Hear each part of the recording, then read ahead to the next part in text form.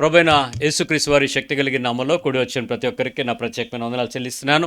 ఆయా ప్రదేశాల్లో నుంచి దేవుని యొక్క వాక్యం వీక్షిస్తున్న మీ అందరికీ ప్రభునామములో నా శుభాహ్వానం. దేవుని యొక్క మాటలకు వెళ్ళిపోదాం. మనం నేర్చుకుంటున్నటువంటి వర్తమానం ఒకసారి గుర్తు చేసుకుందాం. నీ జీవితము ఉపదేశంగా ఉందా? బైబిల్లో చెప్పిన ఉపమానానికి కారణంగా ఉన్నావా? ఈ సహజమైన ఆపేక్షలు మన విశ్వాస జీవితాన్ని ఫలించనివ్వకుండా, ప్రభువుని ప్రతిఫలింప చేయకుండా, ప్రభు మాటను నా జీవితంలో ఈ రీతిగా నేను ఫలించడానికి ఉపయోగించుకున్నాను అని చెప్పే కారణానికి లేకుండా ఎక్కడైనా బలహీనతలతో మనం బతుకుతూ ఆయన చెప్పిన ఉపమానానికి మనం ఫిట్ అవుతామేమో ఒకసారి జ్ఞాపకం చేసుకోవాలి. యేసు ప్రభు వారు మాట్లాడినటువంటి అనేక మాటలు ఆయన ఉపమానం లేకుండా ఏమీ మాట్లాడలేదని, అనేక ఉపమానాలు చెప్పి ఆయన ఉపదేశాన్ని కొనసాగించాడని బైబిల్లో మనం చదువుతాం. ఆ ఉపమానాలు చెప్పేటప్పటికీ అలాంటి ఉపదేశకులు ఎవరికీ కూడా వాళ్ళకి లేరు. ఇజ్రాయెల్ దేశంలో శాస్త్రులు, పరిచయులు వారు కొన్ని విషయాలు మాట్లాడాల్సి వచ్చినప్పుడు మతశాస్త్ర ప్రవీణులు, అలాగే ధర్మశాస్త్ర ఉపదేశకులు కొంతమంది మాట్లాడేవాళ్ళు. ప్రవక్తలు ప్రవచించడానికి నిలబడి మాట్లాడేవాళ్ళు. గ్రంథాన్ని నిలబడి చెప్పటానికి ఆ ప్రదేశంలో మతశాస్త్ర ప్రవీణులు లేక పెద్దలు అనబడేటువంటి వారు గ్రంథాన్ని విప్పి వాళ్ళు బోధిస్తూ ఉండేవారు. కానీ యేసుక్రీస్తు వారు బోధించినట్లుగా ఎవరో మాట్లాడలేదు. అందుకే వాళ్ళు అన్నారు, ఈ బోధకుడా, నువ్వు మొహమాటం లేకుండా దేవుని వాక్యమును సత్యముగాను, నువ్వు నిర్మోహమాటంగా ఎవరిని లక్ష్య పెట్టకుండా నువ్వు ప్రత్యేకంగా బోధిస్తున్నావేంటి? నీ మాటలు మాకేదో కొత్తగా ఉన్నాయే అని యేసుప్రభుని వెంబడించారు. ఎందుకు? ఈయన ఉపమానంతో మాట్లాడుతున్నాడు, ఉపదేశాలు ఇస్తున్నాడు, ఆయా ప్రదేశాలలో ప్రజలను డైరెక్ట్గా హిట్ చేస్తున్నాడు. ఇది దేవుని సంగతి ఇలా ఉంటుంది, మీరు ఇప్పటివరకు దాన్ని వేరేలా అన్నారు అని చెప్పి దాన్ని వివరిస్తున్నాడు. ఇలా ఎవరూ చేయలేదు. ఎందుకు? వారందరూ కూడా దేవుని యొక్క మాటలను వేరే రీతిగా అర్థం చేసుకోవటం వల్ల దేవుని యొక్క వాక్యపు హృదయమును పట్టుకోలేకపోయారు. ఆయనే దేవుడై ఉన్నాడు, ఆయనే దేవుని రూపమై ఉన్నాడు, ఆయనే దేవుని పోలికై ఉన్నాడు, ఆయనే బోధ, ఆయనే వాక్యం. కాబట్టి ఆయన ఎంత చక్కగా వివరించగలడు? అంత పర్ఫెక్ట్గా బోధించడం ప్రారంభించినప్పుడు ప్రజలు ఆయన దగ్గరికి వెళ్ళటం ఆకర్షించబడ్డారు. మరి నేటి కాలంలో ఇలాంటి నేను బోధిస్తున్నటువంటి ఈ బోధ బహుశా ఈ 2026 సంవత్సరంలో ఆఖరిగా ఉన్నటువంటి, నాకన్నా ముందు కొన్ని వందల సంవత్సరాల నుంచి బోధిస్తూనే ఉన్నారు. ఇలాంటి గొప్ప గొప్ప బోధకులు బోధలుగా బోధిస్తున్నటువంటి కాలంలో నుంచి మనం వింటున్నటువంటి మన బ్రతుకులు ఎలా ఉన్నాయి అనేది ఉపదేశంగా ఉందా, ఉపమానంగా ఉన్నావా అనేది మనం ఆలోచించుకుంటూ ఉందాం. చాలామందిని ఎవరైనా పిలిచి మనం మాట్లాడితే దేవుని వాక్యం మీ జీవితంలో ఎలా ఉన్నారు ఏంటి అని అడిగితే వారు చెప్పేటువంటి ఉపమానాలు ఎలా ఉంటాయంటే, ప్రభు నాకు ఈ 23వ సంవత్సరంలో ఈ వాగ్దానం ఇచ్చాడండి, అది ఆ సంవత్సరం అంతా నెరవేరిపోయిందండి అని చెప్తారు. పలానప్పుడు ఈ మాట చెప్పాడండి, వాగ్దానం వచ్చింది, ఈ ప్రామిస్ ఫుల్ఫిల్ అయిపోయిందండి అని చెప్తారు. వాగ్దానము నెరవేర్చబడటానికి ఆశ కలిగిన దేవుడు ఆయన మాటగా నువ్వు రూపాంతరం చెందడానికి ఇంకెంత ఆశపడతాడో చూడు. ఆయన మాట నెరవేరడానికి ఇష్టపడినప్పుడు ఆయన మాటలాగా నువ్వు మారడానికి ఇంకెంత ఆశపడతాడు. ఆయన వాక్యములాగా నువ్వు ఉండాలని ఎంత కోరుకుంటాడు. ఆయన పోలికలోనికి రావడానికి ఎంత ఇష్టపడతాడు. అది మనం చాలామంది మర్చిపోయాం.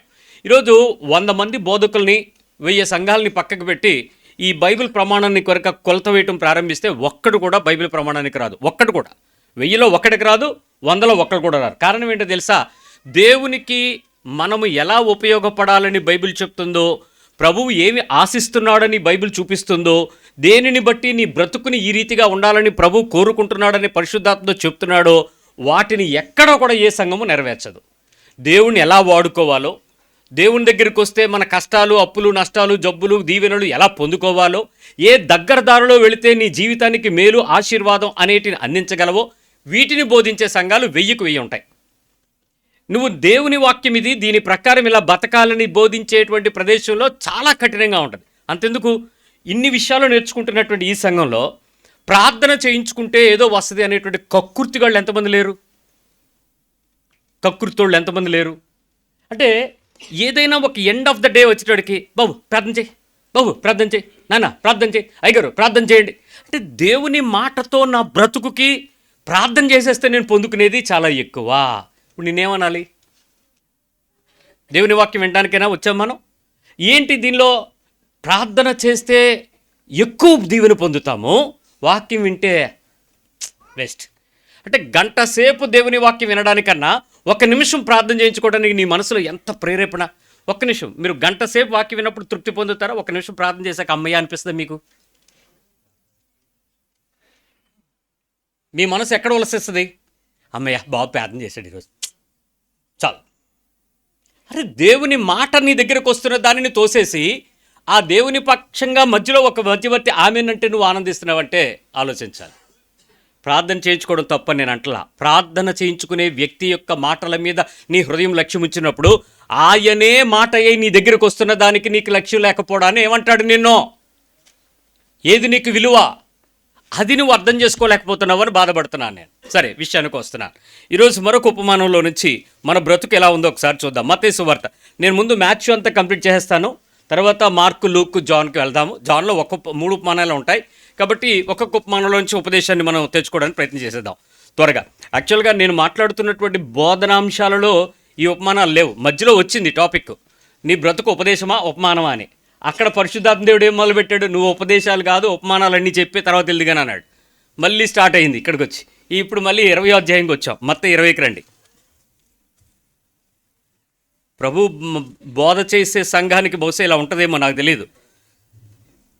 20వ అధ్యాయము 1 నుంచి 16 వచనాలు ఒకే ఒక వర్తమానంగా మనకు కనబడుతుంది. ఎలాగనగా పరలోక రాజ్యము ఒక ఇంటి యజమానుని పోలి ఉన్నది.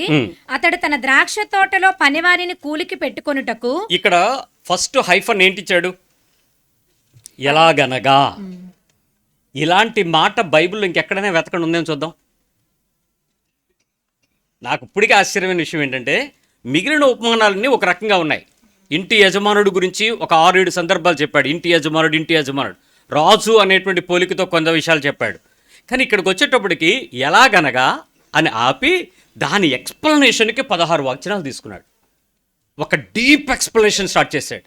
బహుశా ఇది ఈ 20వ అధ్యాయంలో ఆయన చెబుతున్నటువంటి ఈ విషయం గురించి ఆయన హృదయంలో చాలా భవిష్యత్ సంగతులను నేను ఇలా చేయబోతున్నాను అని చెప్పడానికి అతనికి ఉన్నటువంటి బ్లూ ప్రింట్, మాస్టర్ ప్లాన్ చెప్తున్నాడు. ఈ ఉపమానంలో మాత్రమే కనపడదు, ఇంకెక్కడ కనపడదు. That is God's future. Yesu ప్రభువు సువార్త ప్రకటించడానికి ప్రారంభించినటువంటి 3వ అధ్యాయం నుంచి 20వ అధ్యాయంలో బోధిస్తున్నటువంటి ఈ ఉపదేశానికి అతను ఫ్యూచర్ కనపడుతుంది. ఇది నేను చేయబోతాను నెక్స్ట్ అని చెప్తున్నాడు. అదేంటో ఒకసారి చూద్దాం. అతడు తన ద్రాక్ష తోటలో పనివారిని. ఎలాగనగా పరలోక రాజ్యము ఒక ఇంటి యజమానుని పోలి ఉన్నది. ఇక్కడ ఆలోచించండి, రాజ్యము అనేది మనం ఇంగ్లీష్ గ్రామర్లో మాట్లాడితే దాన్ని ఏమంటాము? It's a place. ప్లేస్ని ఏమంటున్నాడంటే ఒక పర్సన్తో పోలుస్తున్నాడు. రాజ్యము ఒక మనిషి యజమానిని పోలి ఉన్నది. రాజ్యానికి మనిషికి ఏమైనా సంబంధం, భూమికి మనిషికి సంబంధం ఏమైనా ఉందా? కానీ ఏదో పెడతాడు సంబంధం. అదేంటో చూద్దాం. అతడు తన ద్రాక్ష తోటలో పనివారిని కూలికి పెట్టుకొనుటకు ప్రొద్దున్న బయలుదేరి దినమునకు 1 దేనారము చొప్పున పనివారితో వడబడి తన ద్రాక్ష తోటలో. ఈ బైబిల్ కొంచెం ట్రాన్స్లేషన్స్లో 15 అధ్యాయాలు, మొదట 8 అధ్యాయాలు ఒకరు రాశారు, 8 నుంచి 12 4 అధ్యాయాలు వేరే వాళ్ళు రాశారు, 12 నుంచి 16 మరొకరు ట్రాన్స్లేట్ చేశారు, 16 నుంచి 24 అధ్యాయాల వరకు విశాఖపట్నంలో ట్రాన్స్లేట్ అయింది. వైజాగ్లో కల్వరీ బ్యాప్టిస్ట్ చర్చ్లో ట్రాన్స్లేషన్స్ అయ్యాయి. ఈ ట్రాన్స్లేషన్ అయినటువంటి ఈ చాప్టర్లో నుంచి ఈ విషయాల్లో మాట్లాడేటప్పుడు అప్పటికే మన దగ్గర ఉండేటువంటి అందుబాటులో ఉండేటువంటి తెలుగు పండితులు ప్యూర్లీ తెలుగు గ్రాంధికం పుస్తకాలలో ఉండేటువంటి భాషలో ఉండేటువంటి మాటలు రాయటం వల్ల ఈ వడబడి అంటే ఈ పదం ఇప్పుడు ఎప్పుడైనా వరవడిలో ఉందా? లేదు. వడంబడిక అనే పదం కూడా లేదు. ఇప్పుడు మనం ఏం రాసుకుంటాం? అగ్రిమెంట్కి వెళ్ళామండి, ఒప్పందపడ్డామండి అని అంటాం. ఇది వడబడి అని అంటే ఒప్పందము తీసుకొని ఇద్దరూ కలిపి ఒప్పందపడి, అందుకని ఆ గ్రాంధిక భాష ఉంది ఇక్కడ. పుస్తక భాష విజయవాడ నుంచి విశాఖపట్నం కూడా ఎక్కువగా లేదు, ఎక్కువ విజయవాడ మరియు తెనాలి దగ్గర ప్రాంతాలు పుస్తకాలు అచ్చు వేసినటువంటి మొట్టమొదట ఎక్కువ పబ్లిషర్స్ ఉన్నారు. అందువల్ల ఆ పబ్లిషర్స్ పుస్తకాల్లో వాడేటువంటి ఆ భాష శాశ్వతమైన లేక ఉపయుక్తమైనటువంటి తెలుగుగా తీసుకుంటాం ఇప్పటికే ఆ భాషలో. అందుకని ఆ పదాలు బైబిల్లోకి తీసుకోవాల్సి వచ్చింది. వడబడి దినమునకు 1 దేనారము చొప్పున. అంటే ఫుట్ నోట్లో దేనారం అంటే ఎంత? ₹10. అంటే అప్పట్లో ₹10 అంటే మీకు తెలుసా? మనకు తెలిసి కూడా ఇంతకుముందు పావలా పట్టుకెళ్తే 5 జీడీలు వచ్చేవి తినడానికి, నోటి నిండా సరిపడేవి. నవ్వులుతూ గంట ప్రయాణం చేసేవాళ్ళు ఏం కాకుండా బరువులు మోసుకుని. ఇప్పుడు పావలాలే లేవు, అసలు ₹10 లేవు. రూపాయి ఎవడన్నా అడుక్కోడికి ఎత్తున్నాడు, ఇలా చూస్తున్నాడు. ఏడా రూపాయి ఇచ్చావు, కనీసం ₹10 ఇవ్వాలి కదా అన్నట్టు. అసలు అప్పట్లో ఈ బైబిల్ కాలంలోనే దేనారం అంటే మంచి అది ఒక సిల్వర్ కాయిన్తో, ఒక వెండి కాపర్ అంటే రాగి కాయిన్తో సమానం. అది ఒక వ్యక్తికి, ఒక సైనికునికి ఇచ్చేటువంటి జీతంతో సమానం. అంత వాల్యూ. ఒక సైనికుడు, రోమన్ సైనికుడు ఒక రోజు ప్రైవేట్గా ఉద్యోగం చేస్తే ఎంత జీతం అయితే ఇస్తామో అంత జీతానికి వడబడ్డాడు ఇతను. వడబడి తన ద్రాక్ష తోటలోనికి వారిని పంపెను. ఓకే, తరువాత అతడు దాదాపు 9 గంటలకు వెళ్ళి, ఇక్కడ ఒక నిమిషం ఆలోచించండి. From the beginning hours is called 6 o'clock in the AM. 6 గంటలు ఉదయం అయ్యేటప్పటికి అతను డైరెక్ట్గా మార్కెట్లోకి వెళ్ళి, నా ద్రాక్ష తోటలో పని ఉంది, ఎవరైనా పని చేస్తారా అని అడిగాడు. కొంతమంది వచ్చారు. మీకు ఒక దేనారం ఇస్తా అన్నాడు. తీసుకుని వెళ్ళిపోయాడు. వచ్చేయండి అన్నాడు. వచ్చారు. కొంతమందిని తీసుకెళ్ళి పొలంలో పెట్టాడు. ఏ తోట? ద్రాక్ష తోట. Very good. నెక్స్ట్. తర్వాత 9 గంటలకు వెళ్ళి, ఎన్ని గంటలకి? 9. మొదట ఎన్ని గంటలకి వెళ్ళారు? 6. తర్వాత 9. తర్వాత సంత వీధిలో ఊరక నిలిచి ఉన్న మరికొందరిని చూచి, వీళ్ళు ఊరక నిల్చున్నారంటే 6 గంటలకు పని సెట్ అవ్వలేదు, 6 గంటలకి వాళ్ళు సెలెక్ట్ అవ్వలేదు, అందుకని వాళ్ళు నెక్స్ట్ బ్యాచ్ వెయిట్ చేస్తున్నారు. ఇంక పని వస్తే ఉందాం, లేకపోతే వెళ్దామని ఖాళీగా ఉన్నారు. ఆ 9 గంటలకి మరి కొంతమందిని చూశాడు. బాబు మీరేం చేస్తున్నారు, ఖాళీగా ఉన్నారు ఏంటి అన్నాడు. పని ఎవరు పిలవలేదని. నా తోటలో పని చేస్తావా అన్నాడు. అలాగే, ఎంత ఇస్తాను? ఒక దేనారం. పద, వెళ్ళిపోయారు. నెక్స్ట్. దాదాపు 12 గంటలకు 3 గంటలకును. ఒక్క నిమిషం. 4వ వచనంలో ఏముందంటే, నా ద్రాక్ష తోటలోని వెలుడి ఏమి న్యాయమో అది మీకు ఇత్తునని వారితో చెప్పగా వారు వెళ్ళారు. ఇతను చాలా న్యాయంగా చెప్పాడు. ఏది రీజనబుల్లో అది ఇస్తానన్నాడు. They are accepted. They went off. 5. దాదాపు 12 గంటలకి. మొదట ఎన్ని గంటలకు వెళ్ళారు? 6. తర్వాత 9. తర్వాత 12. ఇంచుమించు క్లాక్ తిరుగుతుంది. గడియారంలో ఉండేటువంటి 15 minutes ఒకటి అన్నట్టు వెళ్తుంది. రైట్. తర్వాత 3 గంటలకును. నెక్స్ట్ మళ్ళీ ఎన్ని గంటలకు వెళ్ళారు? 3 o'clock వెళ్ళారు. అతడు మరలా వెళ్ళి అలాగే చేసెను. తిరిగి దాదాపు 5 గంటలకు వెళ్ళి, 6 గంటలకు పని క్లోజ్ అయిపోద్ది. 12 hours working hours. 6 to 6 close అయిపోవాలి. కానీ 6 లోపు ముందు 1 గంట ముందు వెళ్ళాడు. అంతే. ఎంత? 5 గంటలకు. మళ్ళీ ఒకసారి గుర్తు చేసుకోండి. మొదట 6, తర్వాత 9, తర్వాత 12, తర్వాత 3, తర్వాత 5. 5 గంటలకు వెళ్ళాడు. ఈ 5 గంటలకు వెళ్ళి మళ్ళీ పిలిచాడు. ఏమన్నాడు? ఇక్కడ దినమంతయు మీరెందుకు ఊరకనే నిలిచి ఉన్నారని వారిని అడుగగా, వారు ఎవడునూ మమ్మను కూలికి పెట్టుకొనలేదు అనిరి. బహుశా వాళ్ళు ఎలాంటి వాళ్ళు అయ్యి ఉంటారో ఊహించండి. పని దొంగలు. బహుశా పనికొచ్చారు అనడానికి కూడా ఇష్టం లేకుండా, స్టిల్లుగా పౌడర్ చెరిగిపోకుండా, జుట్టు చెరగకుండా, లిప్స్టిక్ పాడవకుండా, కోటింగ్లు వేసుకుని, అంటే 5 గంటలకి ఆడు వెయిట్ చేసేటప్పుడు కూడా ఆడిని చూసి పనోడు అనుకుని ఎవడో పిలవలేనట్టుగా ఉన్నారనమాట. అంటే అంత టిప్ టాప్గా ఉంటారు. అసలు వాళ్ళకి ఎరా పనికే వచ్చావనంటే, అవును సార్ అంటే, గొనప మీద అంటే, గొనప నాకెందుకు అన్నట్టు అనమాట.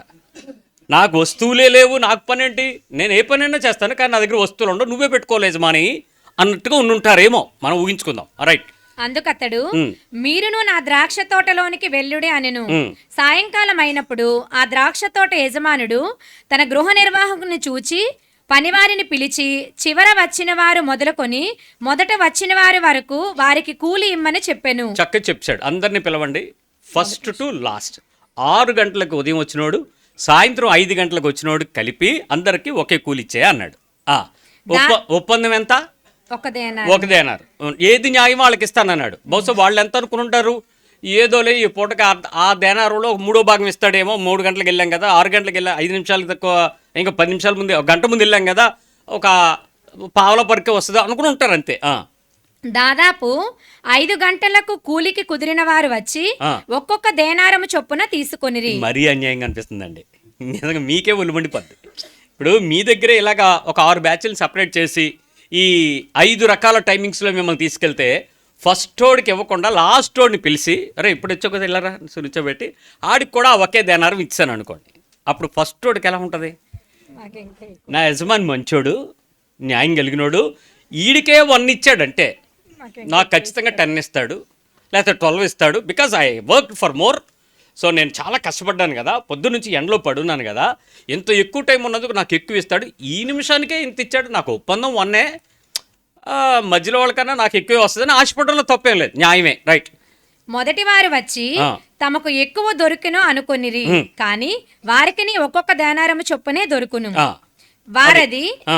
తీసుకొని చివర వచ్చిన వీరు 1 గంట మాత్రమే పనిచేసినను పగలంతయు కష్టపడి ఎండబాధ సహించిన మాతో వారికి సమానము చేసితివే అని ఆ ఇంటి యజమానుని మీద సనుగుకొనిరి. అందుకతడు వారిలో ఒకని చూచి, స్నేహితుడా, ఏమనాలి, పనికి మాలిన సోనుగుడు ఎదవా అనాలి. ఏమని పిలిచాడు ఈయన? స్నేహితుడా. యేసు పరలోక రాజ్యములో ఒక యజమానిని పోలి ఉంటే ఆ యజమాని ఒక సిచ్యువేషన్ని హ్యాండిల్ చేయాల్సి వస్తే ఎలా హ్యాండిల్ చేస్తాడనే దానికి దైవికమైన ఉపదేశం ఇక్కడ ఉంది.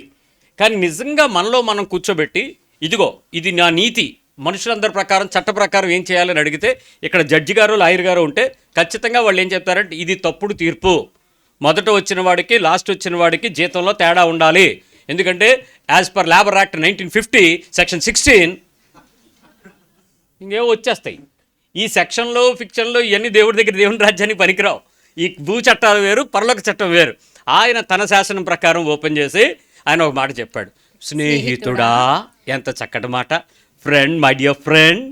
అసలు జనరల్గా ఆయన పిలిస్తే ఆయన మాట్లాడితే ఎలాంటి మాట వస్తుంది అని అనుకుంటాం.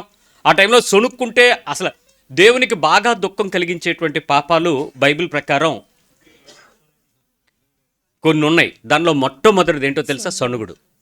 ఎవడు ఏ విషయంలో దేని గురించి మంత్రాలు చదివినా అంటే సొనుగుడు. మౌనంగా ఉండరా అంటే పిల్లలు కొన్నిసార్లు లోపల ఏం చదువుతుంటారు, పొద్దున్నే లేకండి రా అంటే అయ్యో కొన్ని మంత్రాలు చదువుతారు. సొనుగుడు మన లోపల లోపల లోపల గుణుగుడు ఉంటుంది. ఎక్కడికైనా వెళ్ళాలని నీకు ఇష్టం లేని చోట కాళ్ళు లాక్కి వెళ్తుంటే అప్పుడు మంత్రాలు చదువుతుంటారు. నీకు నచ్చంది ఏదైనా తినమండి, ఎప్పుడు పప్పు ఎప్పుడు ఇది గుడ్డు కూడా లేదా. ఈ సొనుగుడు దేవుని ఎదుట ఎవడైనా ఏమైనా సొనిగేవాడు ఉంటే వాడు దేవునికి చాలా దుఃఖాన్ని కలిగిస్తాడు. నెంబర్ 2, విగ్రహారాధన. ఎప్పుడైతే ఏ విగ్రహానికైనా సాగిలపడి దేవుని స్థానాన్ని దానికి ఇస్తే, దేవుని స్థానానికి సాగిలపడితే, దేవుని స్థానాన్ని నమ్మితే, ఆ ప్లేస్లో ఇస్తే దేవునికి చాలా ఉగ్రతను కలిగించిన వాడు అవుతాడు. 3వది వ్యభిచారం. ఏ రకమైనటువంటి పరిస్థితుల్లోనైనా నీతికి తప్పి అవమానకరమైన అక్రమకరమైన సంబంధాన్ని మానసికంగా కానీ శారీరకంగా కానీ కలిగి ఉంటే అది దేవునికి విపరీతమైన దుఃఖాన్ని కలిగించేది. 4వది ఏంటో తెలుసా? కోపం. మనుషుల మీద విపరీతమైన కోపం. ఇక్కడ పిల్లలైనా పెద్దలైనా అధికారులైనా పనివారైనా రాజులైనా నాయకులైనా ఎవరి మీదైనా నీవెప్పుడైనా ఎవరి మీదైనా కోపపడితే పాపం చేసినట్లు లెక్క. ఎలాంటి కోపం? కోపం వచ్చినప్పుడు తిట్లు తిట్టడం, ఏడవడం, కింద పడడం, అలగడం, పొయ్యిచీలు పెట్టడం, ఇలాంటివి ఏది చేసినా కోపానికి సంబంధించిన క్రియలు దేవునికి దుఃఖాన్ని కలిగిస్తాయి. ఈ 4 తప్పులు మీ ఇంట్లో పిల్లలు మొదలుకొని పెద్దల వరకు చేయకుండా ఉండని చూడండి. పెద్దోళ్ళు చేస్తే ఆటోమేటిక్గా పిల్లలకి అలవాటుగా వచ్చేస్తాయి ఇవి. కాబట్టి పెద్దోళ్ళు మానేయండి, పిల్లలకి ఇది అలవాటు లేకుండా చూసుకోండి. ఈ 4 చాలా ప్రమాదకరమైన విషయాలు. రైట్, విషయంకి వచ్చేద్దాం. ఈయన స్నేహితుడా అని పిలిచాడు. నేను నీకు అన్యాయము చేయలేదే. అన్యాయం ఏం చేయలేదు నేను. నీవు నా యొద్ద 1 దేనారమునకు వడబడలేదా? నీ సొమ్ము నీవు తీసుకొని పొమ్ము. నువ్వు మన ఇద్దరు కాంట్రాక్ట్ ఏంటి? 6 గంటలకు వచ్చినప్పుడు 1 ఒకటే. ఇప్పుడు నీ చేతిలో ఎంత ఉంది? ఒకటే. ఓకే, నువ్వు ఎన్ని గంటలు పని చేయాలి? 12 గంటలు. నువ్వు చేసావు కదా, మధ్యలో నీకు బ్రేక్ టైం కూడా ఇచ్చాను కదా పడుకోవడానికి. నీకు ఇప్పుడు నీ దేనారో నీకు ఇస్తున్నా. మన ఇద్దరికి అన్యాయం ఎక్కడ జరిగింది బ్రదరు, మై డియర్ ఫ్రెండ్ అని అడిగాడు. తీసుకుని వెళ్ళు అన్నాడు. నీకిచ్చినట్టే కడపట వచ్చిన వీరికిచ్చుట నాకు ఇష్టమైనది. లాస్ట్ వచ్చినోడికి కూడా ఇవ్వడం నాకు ఇష్టమైంది. As a donor, as a king, as a house ఓనర్గా నేను ఆ పని చేయడం నాకు టెన్షన్. నువ్వెవడు రా నన్ను కాదంటానికి? నా నిర్ణయం ఏంటో నువ్వెలా చెప్తావు? నాకు ఇష్టము వచ్చినట్టు నా సొంత సొమ్ముతో చేయుట న్యాయము కాదా? నేను మంచివాడనైనందున. ఆగండి, ఇక్కడ ఈ వచనాన్ని మీరు ఏదైనా రొంగు పెంత అంటర్లైన్ చేసుకోండి. నేను మంచివాడినైనందున నీకు కడుపు మంటగా ఉన్నదా? ఏంటి బాధ? యేసుప్రభు మాట్లాడిన మాటలు బయట వాళ్ళు మాట్లాడితే మనం తీసుకోక్కర్లేదు, ఎవడో అన్నాడులే అనడానికి. నేను మంచోడిని అయ్యి ఉండడం వల్ల నీ కడుపు మంటగా ఉందా? నీ కన్ను చెడినదై నీ కళ్ళు తేడాగా చూస్తున్నాయే, నన్ను చెడిపోయిందా? ఎందుకు యేసుప్రభు బాధపడ్డాడు? ఆయన ఏమని పిలిచాడు? స్నేహితుడా, మై డియర్ ఫ్రెండ్ అన్నాక ఆడిని చాలా ప్రేమగా చెప్పాల్సినోడు ఘాటుగా గద్దించాడు. ఏమన్నాడు? నీకేం ఒళ్ళు కడుపు మండుతుందిరా? నీ కళ్ళు ఏమన్నా చెడిపోయినీరా? ఏం నువ్వు నా గురించి ఆలోచిస్తున్నావు? This is my decision. నేను నీతో మాట్లాడినట్టు నీకు ఇచ్చాను, నీకు ఎంత ఇద్దాం అనుకున్నాను అంతే ఇచ్చాను, నేనేం తప్పు చేయలేదే. నేనేమి నీకు నష్టాన్ని కలిగించలేదే, ఇంత నీతిగా, ఇంత న్యాయంగా, ఇంత యథార్థంగా ఇస్తే నువ్వేంటారు నా గురించి ఇలా తప్పుడుగా ఆలోచిస్తున్నావు అని చాలా హార్ష్గానే వాటి విషయాన్ని గద్దించినట్లు మనం చూస్తున్నాం. ఈ ప్రకారమే కడపటి వారు మొదటి వారు అగుదురు, మొదటి వారు కడపటి వారు అగుదురు. ఇప్పుడు మొదటి వారు కడపటి వారు, కడపటి వారు మొదటి వారు, ఈ ప్రకారమే కడపటి వారు మొదటి వారు, మొదటి వారు కడపటి వారు అగుదురు అని చెప్పాడు.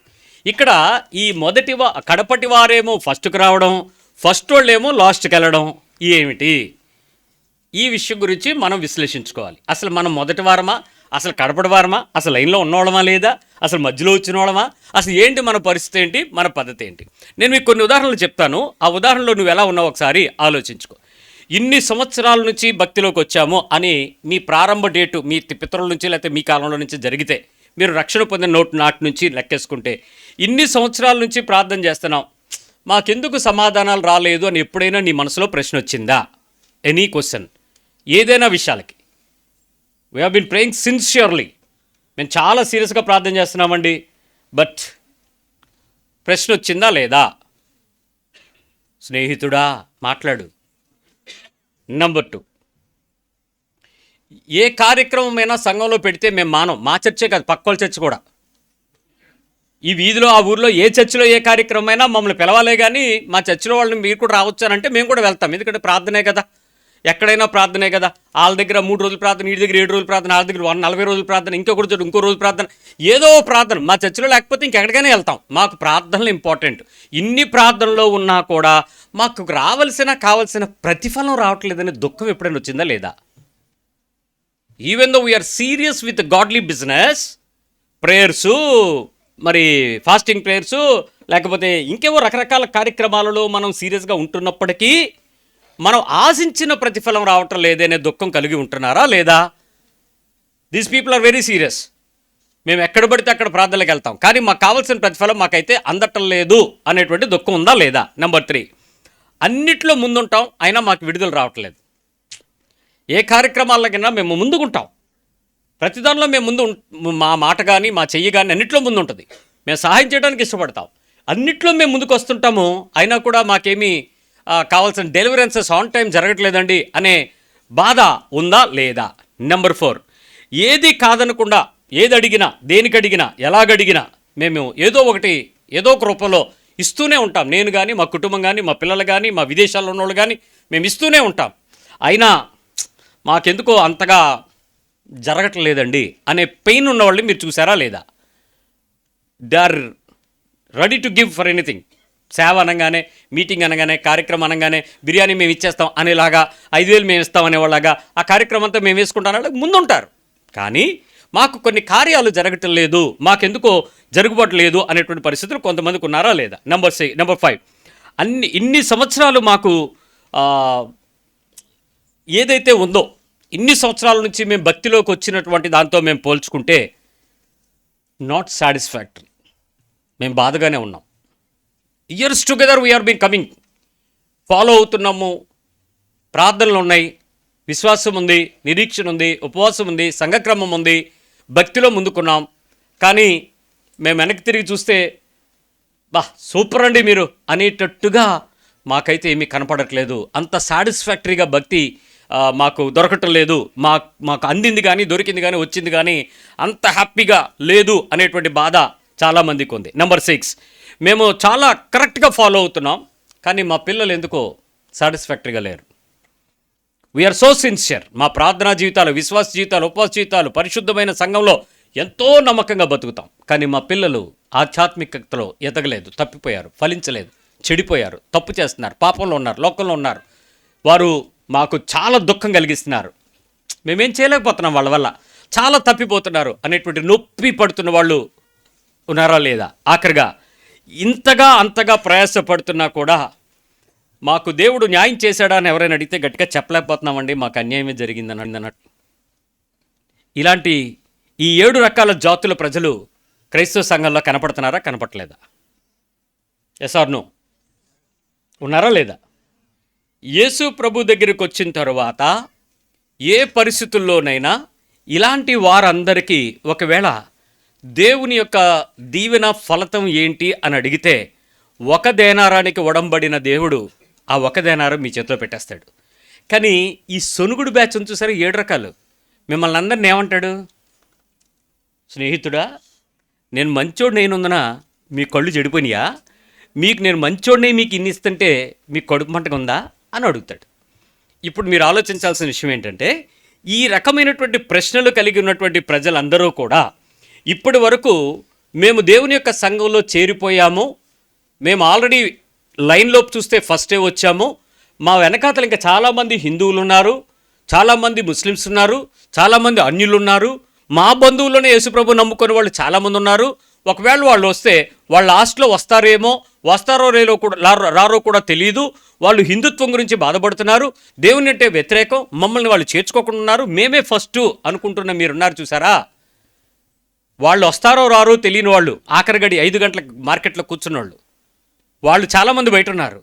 కానీ నువ్వు ఆల్రెడీ ఫస్ట్ గడిలో వచ్చేసినవాడేమో, 6 గంటలకు వచ్చేసావేమో, లేక 9 గంటలకు వచ్చావేమో, లేదా 12 గంటలకు చేరేవేమో, లేదా 3 గంటలకు చేరేవేమో. మొత్తానికి 5వ గడిలో కూడా కొంతమంది చేరిన వాళ్ళు ఇక్కడ ఉన్నారు నిన్న కాక మొన్న. మొత్తానికి అందరం బాగానే ఉన్నాం. కానీ అందరి జీవితాలలో ఏది మనం కలిగి ఉన్నామో అని ఆలోచిస్తున్నామో, ఏదో మనకు లేదు అనే దానితో పోలిస్తే మనం ఉన్నదానితో ఆనందంగా కలిగినటువంటి పద్ధతులు అయితే మనం లేము. ఇచ్చిన దేనారం ఖచ్చితంగా అందరికీ ఒకేలాగా ఇచ్చాడు, అందరికీ ఈక్వల్గా పంచుతాడు. ఆయన ఎవ్వరికీ దీవెన విషయంలో తేడా చేయడు. ఆశీర్వాదమైన ఒక దేనారము క్రీస్తు అందరికీ ఒకేలాగా పంచబడతాడు, అందరికీ ఒకేలాగా ఇస్తాడు, అందరినీ ఒకేలాగా చూస్తాడు, అందరికీ సమానంగా చూస్తాడు. ఏ గడిలో ముందొస్తే అడ్వాన్సు, ఏ లేటుగా వచ్చాడని చెప్పి నీ కోత అలాంటివి చేయడు దేవుడు. సో క్రీస్తుని మనకి ఇవ్వటంలో దేవుడు ఎప్పుడు న్యాయంగానే ఉన్నాడు, క్రీస్తుని పొందుకోవటంలో మనం న్యాయంగానే ఉన్నాం. అయితే ఇక్కడ ఉన్నటువంటి చాలామంది దేవుని పక్షంగా మొదటి వారుగా ఉండి ఇక రాలేని వారి గురించి మనం చాలా ధైర్యంగా ఉన్నాం, మేం ఫస్ట్ అని. కానీ ప్రభువు కొలతలో నుంచి చూసేటప్పుడు ఏమవుతారట తెలుసా? మొదట వచ్చిన వాళ్ళు మనమందరం ఏమవుతామంట? లాస్ట్కి వెళ్ళిపోతామంట. ఇప్పుడు లాస్ట్ వచ్చినోడు ఏమవుతాడట? ఫస్ట్ వచ్చి ముందు కూర్చుంటాడు. మొదటివారు కడపటివారు అయిపోతే కడపటివారు మొదటివారు అయిపోతారు అని అంటే, ఈ విషయం గురించి బైబిల్ చాలా ప్రస్ఫుటంగా చెప్తుంది. అసలు నువ్వు ఏ గడిలో వచ్చావో తేల్చుకో, ఏ పరిస్థితుల్లో నువ్వు దాన్ని పొందుకుని నడుస్తావో చూసుకో, నీ విశ్వాసపు స్థాయి దేవుని పక్షంగా ఎలా నిలబడతావో చూసుకో, నీవే గడిలో ఉన్నావని అనుకుంటున్నావో తేల్చుకో. అయితే ఒకటి మాత్రం హెచ్చరిక, నువ్వు మొదటి వాడివైన నువ్వు కడపటి స్థితికి వెళ్లకుండా మాత్రం కాచుకో. ఇది హెచ్చరిక. వెళ్ళమని అనుకుంటారా? ఖచ్చితంగా వెళ్తారని బైబిల్ చెప్తుంది. ఎందుకో చెప్పనా? ఇదే విషయాన్ని బైబిల్ 4 సార్లు చెప్పింది. ఒకసారి చూడండి, మీకు 4 times ఈ వార్నింగ్ ఎక్కడెక్కడ ఇచ్చిందో చెప్తాను. మత్తయి 19:30 చూడమ్మా. అదే ఇదే చాప్టర్ ముందు 20వ దానికి ముందు లాస్ట్ వచ్చిన మొదటివారు అనేకులు కడపటివారు అగుదురు. Very good. కడపటివారు మొదటివారు అగుదురు. రెండోసారి 20వ అధ్యాయం 16వ వచనంలో ఇప్పుడు మనం చదివిన భాగం చదువు. ఈ ప్రకారమే కడపటివారు మొదటివారు అగుదురు, మొదటివారు కడపటివారు అగుదురు. మార్కు సువార్త 10వ అధ్యాయం 31వ వచనం. మొదటివారు అనేకులు కడపటివారు అగుదురు, కడపటివారు మొదటివారు అగుదురు. లూకా సువార్త 13వ అధ్యాయం 30వ వచనం. ఇదిగో కడపటి వారిలో కొందరు మొదటివారు అగుదురు, మొదటి వారిలో కొందరు కడపటివారు అగుదురని 4 సార్లు ఒక విషయాన్ని ఒక్కొక్క సందర్భంలో చెప్తూ ఫస్ట్ వాళ్ళు లాస్ట్ అవుతారు, లాస్ట్ వాళ్ళు ఫస్ట్ అవుతారని వార్నింగ్ ఇస్తుంటే, అసలు నువ్వు ఎక్కడ వచ్చున్నావు అనుకున్నావు? నువ్వే వరుసలో ఉన్నాను అనుకుంటున్నావు? నువ్వు లాస్ట్ అవుతావేమో అనే భయం నీకు ఎప్పుడైనా ఉందా? నేను ఎక్కడైనా లాస్ట్కి వెళ్ళిపోతానేమో, దేని విషయంలోనైనా, ఎవరి విషయంలోనైనా, దేవుడిచ్చే దీవెనల విషయంలోనైనా నాకు పోలికొచ్చినా, నాకు బాధ కలిగినా, లేక ఎదుటివారు దీవించబడిన స్థితిని చూసి నా హృదయంలో దేవుని మీద చింత కలిగినా, నేను ఇది పొందుకోలేకపోతున్నానో, అయ్యో ఎందుకు అనే ప్రశ్నలు వచ్చినా, నాకేం తక్కువైంది, నేను ఎందుకు దీవించబట్టలేకపోతున్నా దుఃఖం నీకు కలిగినా, నువ్వు లాస్ట్కి పోతావనేటువంటి భయం నీకు ఉందా? ఎప్పుడైనా ఎవరైనా చెప్పారా నువ్వు పోతావని? నువ్వు లాస్ట్ వాడు అయిపోతున్నావు జాగ్రత్త అని చెప్తారా? నువ్వు ఫస్ట్ వాడు ఫస్ట్ కూర్చో సోఫా వేస్తారా పక్కన? ఎక్కడమైపోతామని ఎంత గట్టిగా వాక్యం చెప్తుంది. ఎలాంటి మొదటోడైనా వెనక్కి వెళ్ళిపోయే పరిస్థితి 100% ఉందని బైబిల్ 4 సార్లు యేసుప్రభువు వారు హెచ్చరిస్తున్నాడు. ఈ 4 సార్లు నువ్వు ఆలోచించాలి, అసలు నువ్వు ఎక్కడ వాడివి, ఎక్కడ దానివి, ఎక్కడ స్థితిలో నుంచి ఎక్కడికి వెళ్ళిపోతావో చూసుకో ఒకసారి. ఇక్కడ పేమెంట్ అందరికీ ఒకటే, కాకపోతే వాళ్ళు లాస్ట్ వాడు తీసుకుని వెళ్ళేటప్పుడు ఎలా ఇల్లు ఉంటాడు, ఫస్ట్ వాడు తీసుకుని పట్టుకుని నుంచుని అక్కడ ఎలా ఉండుంటాడు చెప్పండి. లాస్ట్ వాడు ఆ దేనారం పట్టుకుని ఆడి ఫీలింగ్ ఎలా ఉంటుంది? సంతోషంగా ఉంటుంది. ఫస్ట్ వాడు ఎలా ఉండుంటాడు అదే పట్టుకుని? నన్ను తప్పు అనుకోకండి, కాసేపు తప్పు అనుకోకండి. ఒకవేళ నువ్వు ఫస్ట్ వాడు అయితే నీ ఫీలింగ్ ఎలాగుంటుంది? If you are the first one, 6 గంటలకి నేను నాతో పాటు పనికి తీసుకెళ్ళి నేను కూర్చోబెట్టి లాస్ట్లో నీకు ఒకటే పెట్టి 5 గంటలకి రేపు పని ముగించే ముందు ఒకటి తీసుకెళ్ళి ఆడి చేతిలో ఒకటే పెడితే ఆ పక్కోడు ముందు నీ ముఖం ఎలా ఉంటుంది? ఎలుగుతుందో ఎలాగే? ఎలా ఉంటుంది? ఇక్కడ విచిత్రం ఏంటంటే జీతం ఒకటే అనే విషయం మీరు మర్చిపోతున్నారు. ఇద్దరికి ఇచ్చిన జీతం ఒకటే, ఫస్ట్ వాడికి ఇచ్చింది ఒకటే, లాస్ట్ వాడికి వచ్చింది ఒకటే. కానీ నీ హృదయంలో లాస్ట్లో వచ్చి తీసుకున్నాడు అనేటువంటి నొప్పికి ఒకటి నాకు దొరికింది అనే ఆనందం లేకపోవటం దేవుని దగ్గర తీర్పు. ఇది నాకు ఇచ్చాడు అనే సంతోషం కంటే నాలాంటిదే వాడికి ఇచ్చాడు కానీ నేను ఎక్కువ కష్టపడ్డాను కదా, నాకు ఎక్కువ ఎందుకు లేదు అనేటువంటి దుఃఖం. ఒకసారి దీన్ని పరలోకానికి పోలిక తెచ్చి ఒక మాట చెప్పి నేను మళ్ళీ భూలోకానికి తీసుకొస్తాను మిమ్మల్ని. ఫస్ట్ గడియలో ఉదాహరణకి ఒక టైం టేబుల్ తీసుకుందాం. జనవరి నుంచి డిసెంబర్ క్యాలెండర్ ఇయర్ ఇది కదా. సో ఇప్పుడు జనవరిలో మీరు వచ్చేసారు. జనవరిలో 6 రోజులు ఉపవాస దినాలు పెట్టాలని చెప్పేశాను. 6 రోజులు సంఘం అంతా ఇక్కడ బిజీ అయిపోయింది. ఇల్లు ఒళ్ళు పిల్లలు పశువులు ఆలోచించకుండా ఎస్తేరు ప్రార్థన అని మొదలెట్టి ఏడుపు మొదలెట్టారు. ఎస్తేరు ప్రార్థన. ఇక 6 రోజుల ఉపవాస ప్రార్థనలకి బిల్డింగ్ అదిరిపోయింది. చుట్టుపక్కల భూకంపం వచ్చింది. ప్రజలందరూ వచ్చి చూస్తున్నారు. ఏంటి ఇంట్లోంచి అగ్ని మండుతుంది ఇక్కడ అని పండిత్ రమాబాయి దగ్గర జరిగింది. అలాగా ఆ అమ్మాయి ఆ ప్రదేశంలో వాక్యం చెబుతూ ఉంటే ప్రార్థన చేస్తూ ఉంటే బిల్డింగ్ కాలిపోతున్నట్టు ఊరంతా వచ్చి చూసేది. ఏంటంటే ఎవరో మంటల్లో అంత ప్రార్థనలో ఉండేవారు. అలాంటి పరిస్థితి ఇక్కడ జనవరిలో జరిగిపోయింది. అబ్బా, అందరూ బయటకు వెళ్తుంటే మీ మొక్కలు చూడలేక గుడ్లు ముసుగేసుకుని బాబు వీళ్ళంతా ప్రార్థనల నుంచి వస్తున్నట్టున్నారే అనేలాంటి పరిస్థితుల్లో మీరు అభిషేకంతో నింపబడ్డారు. ఫిబ్రవరి 5 రోజుల ఉపవాస ప్రార్థనలు మళ్ళీ అలాగే మండిపోయారు. March April May June July August September October November ఎండింగ్లో ఒకడొచ్చాడు. డిసెంబర్లో ఒకడొచ్చాడు. ఇంక ending close of the year. ఈ జనవరి నుంచి నవంబర్ ఎండింగ్ వరకు అగ్నితో మండిపోతూ ఉపవాస ప్రార్థనలతో బగబగలాడిపోతూ అసలు మిమ్మల్ని చూసినోడల్లా ఏడిసిపోతుంటే అసలు మీ ఆత్మాభిషేకానికి తిరుగులేని మంచి రెవల్యూషన్స్తో మంచి అభిషేకంతో మండిపోతున్నారు. డిసెంబర్ 11వ తారీఖు 12వ తారీఖు ఎవడో వచ్చి కొత్తోడు బొట్టు పెట్టుకుని వచ్చి యేసుప్రభు దేవుడేనా అని అడిగాడు. ఇలా రా అన్నాను. యేసుప్రభు దేవుడు కాదా అని అడిగితే నాకు డౌట్ అన్నాడు. నేను చెప్పాను. వాడు వెంటనే నాకు బాప్తిజం ఇవ్వండి అన్నాడు. పదాన్ని చెప్పేసి వెంటనే ముంచేసాం. టక్కన బాప్తిజం తీసినాడు. వచ్చి కూర్చున్నాడు. ఆడిక్కడ కూర్చుని కళ్ళు మూసుకుని ప్రభువా నేను పాపిని, వీళ్ళందరూ చాలా సీనియర్లు, నేను లాస్ట్ వాడిని, నువ్వు నన్ను జ్ఞాపకం చేసుకో అన్నాడు. దొబ్బని మీ అందరి మీద పడిన అగ్ని కన్నా డబల్ అగ్ని అడిమి పడింది. Double portion.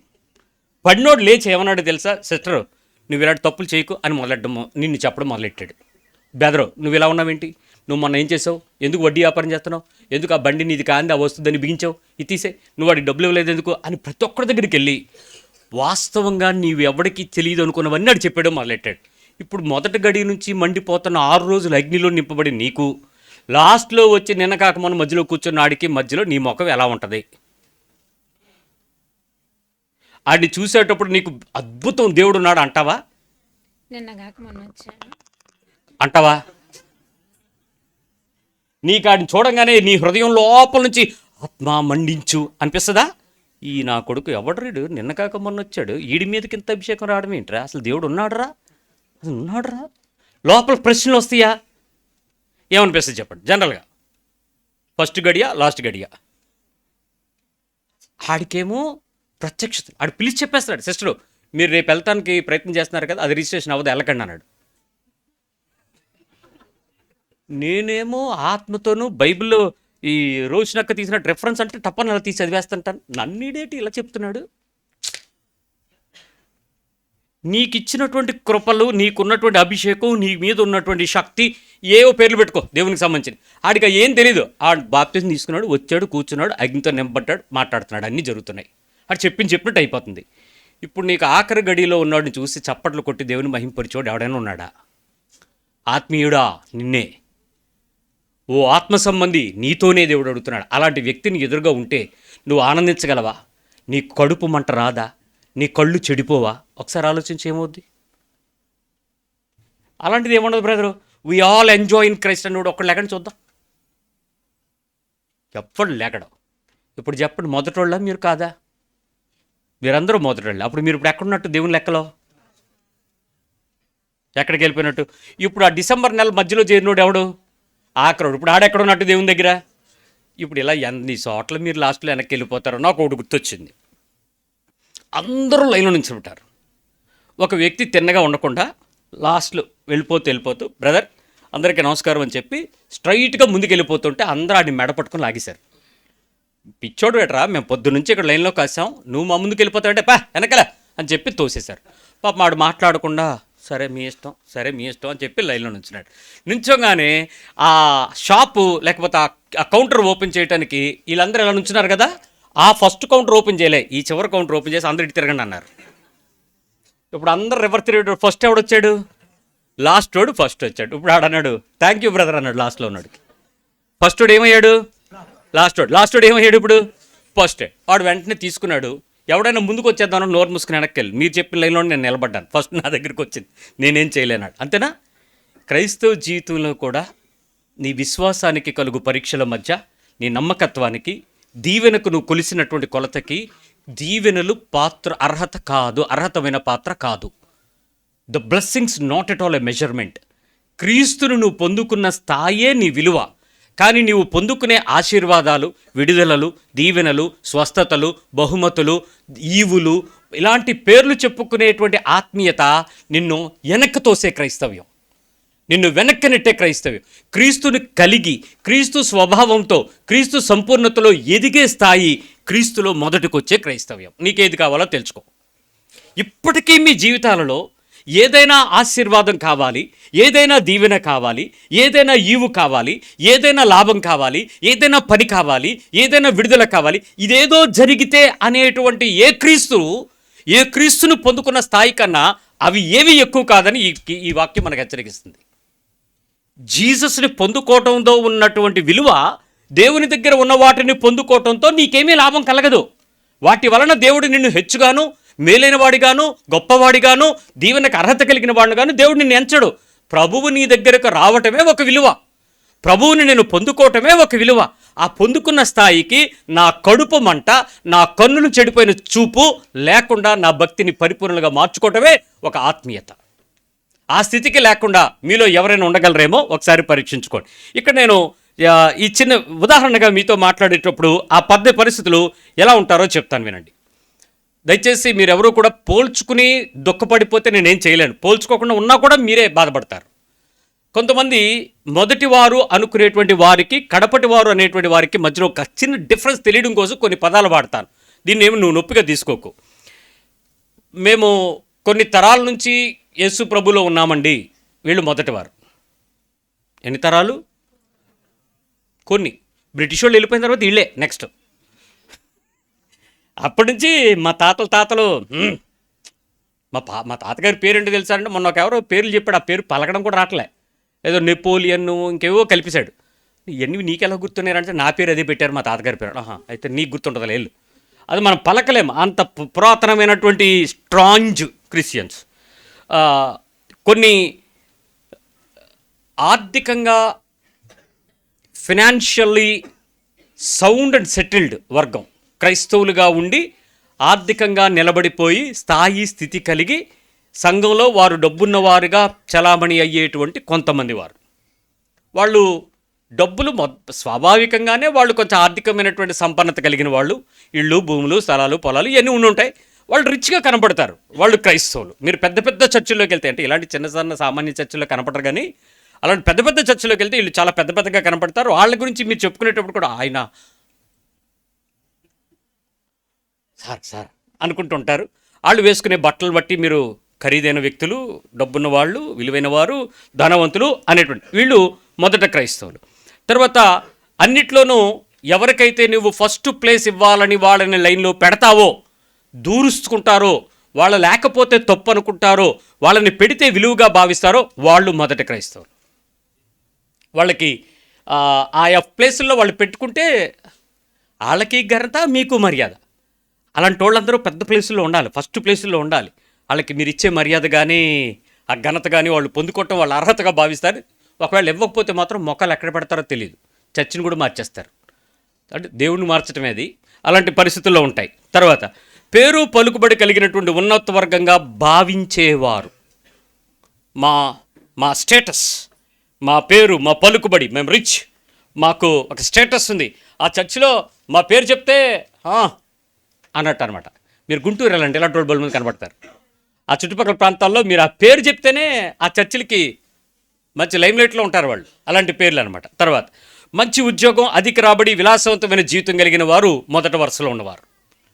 వాళ్ళు అన్ని విషయాల్లో కొంచెం పరిస్థితుల్లో బ్యాలెన్స్డ్గాను, మంచి ఫ్లేవర్డ్గాను, మంచి పొజిషనల్గా. తర్వాత ఆకర్షణీయమైన మాటలు, అలంకరణ, మంచి వస్త్రాలతో సంతోషంగా జీవిస్తున్నామనేటట్లుగా ఉండేవాళ్ళు. వాళ్ళు అన్ని ఎక్విప్మెంట్స్తో ఉంటారు. వాళ్ళు రిచ్గా బాడీని అలంకరిస్తారు, బట్టలతోనూ, నగలతోనూ, రకరకాల బట్టలతోనూ. వాళ్ళు మాటల్లో కూడా దేవుని సంబంధమైన మాటలు మాట్లాడటంలో ఏమాత్రం తగ్గరు. వాళ్ళ క్రైస్తవ భాషలో నోరు ఇప్పగానే హల్లెలూయా స్తోత్రాలే వస్తుంటాయి. వాళ్ళు చూడగానే మీకు భలే ఉంటాయి. వాళ్ళు పాటలు పాడతారండి, ఆంధ్ర క్రైస్తవ కీర్తనలు భలే పాడతారు, చాలా బాగా పాడతారు. అంటే అప్పటోళ్ళు అనమాట అర్థం, ఇప్పుడోళ్ళు కాదు. ఈ పాటలు పాడేవాళ్ళందరినీ పాపులా చూస్తారు వాళ్ళు. ఆంధ్ర క్రైస్తవ కీర్తనలు పాడకపోతే మీరు పాపులు, ఆ రేంజ్లో మొదటి తరం వాళ్ళు. గొప్ప జ్ఞానం, అధిక తెలివితేటలు, మంచి బలం కలిగిన వాళ్ళు కూడా ఉంటారు వీళ్ళల్లో. వీళ్ళు మంచి పాటలు, ప్రార్థనలు, వాక్యం చదవడం బాగా తెలిసిన వారు. వీళ్ళు సీనియారిటీలో ఉంటారు, సిన్సియారిటీలో ఉంటారు, అందరినీ కమాండ్ చేయగలిగిన వాళ్ళు కూడా ఉంటారు. They can command. ఇప్పుడు ఇలా చెప్పుకుంటూ వెళ్తే వీళ్ళు చర్చిలో ఫౌండేషన్ వేసింది వాళ్ళే, గుమ్మం నిలబెట్టినప్పుడు వాళ్ళే, ఇనాగ్రేషన్ అప్పుడు వాళ్ళే. వీళ్ళు పిలిస్తే సీఎం వస్తాడు, వీళ్ళు పిలిస్తే. వీళ్ళకి అంత పలుకుబడి. ఇవన్నీ కూడా బైబిల్ చెప్పేటట్టు మొదటి తరం కలిగినటువంటి పెద్ద చర్చిలో మేము ఉంటాము, పెద్ద బిల్డింగ్లో మేము ఉంటాము, మాకు మమ్మల్ని ఎక్కడున్నా మా పాస్టర్ గారు మా ఇంటికి వస్తూ ఉంటారు. ఇవన్నీ మొదటి. ఇక్కడ ఈ ఫస్ట్ పిలిచినటువంటి వాళ్ళు నిజంగా అర్హత పొందిన వాళ్ళని నేను చెప్తాను. You are blessed people. నిజంగా మీరు దేవుని దయలో ఉన్నవాళ్ళు.